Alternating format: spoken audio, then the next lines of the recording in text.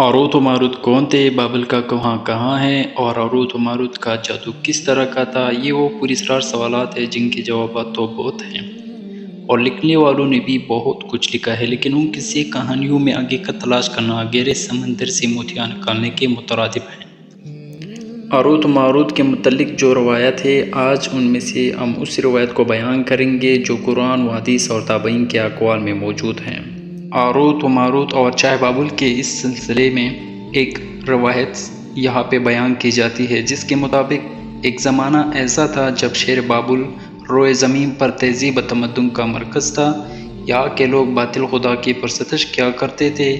یہ لوگ اپنی قسمت سے وابستہ سمجھتے تھے، اس لیے علم نجوم اور علم فلکیات کے بڑے ماہر تھے۔ ان کے بت قدوں میں ستاروں کی پوجا کی جاتی تھی۔ یہ لوگ جادو، تنتر منتر، سپلی کو بہت اہمیت دیتے تھے اور اس علم کے ذریعے معاشرے میں خوب فساد پھیلاتے تھے۔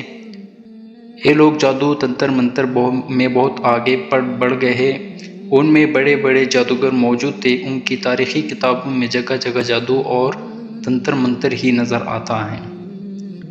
ان کا جادو دور دور تک مشہور تھا۔ مختصر یہ کہ اس شہر کا باشندہ ہونا ہی جادوگر ہونے کی علامت تھی۔ جب حضرت سلیمان علیہ السلام کی حکومت آئی تو آپ نے ان لوگوں کو اس شرکی عمل سے روکا اور ان کی جادوئی کتابوں کو ایک جگہ جمع کر کے اپنی عظیم کرسی کے نیچے دفن کر دیا، تاکہ اس فتنہ انگیز علم کا جڑ سے خاتمہ ہو جائے۔ جب سلیمان علیہ السلام کی وفات ہوئی تو شیطان نے ان کتابوں کو دوبارہ کھود کر نکالا اور لوگوں سے کہا کہ سلیمان پیغمبر نہیں تھا، بلکہ ان کتابوں کے ذریعے حکومت کیا کرتا تھا، لہٰذا ہوا میں اڑنا، جنات پر قابو، سلیمان علیہ السلام کے غیر معمولی معجزات دراصل جادو اور سپلی کا عمل تھا۔ بنی اسرائیل نے اس کی پیروی کی اور ان کتابوں کو پڑھنا شروع کیا، لہٰذا دوبارہ یہ شرانگیز علم اس قوم میں سرایت کر گئی۔ اللہ نے سلیمان علیہ السلام پر لگائے گئے الزام اور تہمت کی نفی کرتے ہوئے سورہ بقرہ میں فرمایا۔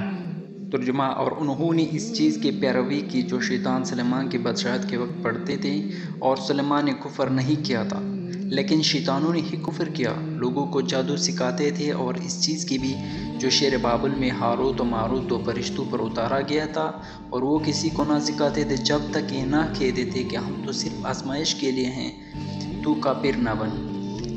لہٰذا جب اس شہر کا علم بابل میں عام ہو گیا اور لوگوں کی تکلیف اور پریشانی کا باعث بن گیا، تو اللہ نے دو فرشتوں کو انسانی صورت میں مامور کیا کہ وہ جادو کے عوامل اور اسے باطل کرنے کا طریقہ لوگوں کو سکھائے، تاکہ وہ جادوگروں کے فساد اور شر سے محفوظ رہ سکیں۔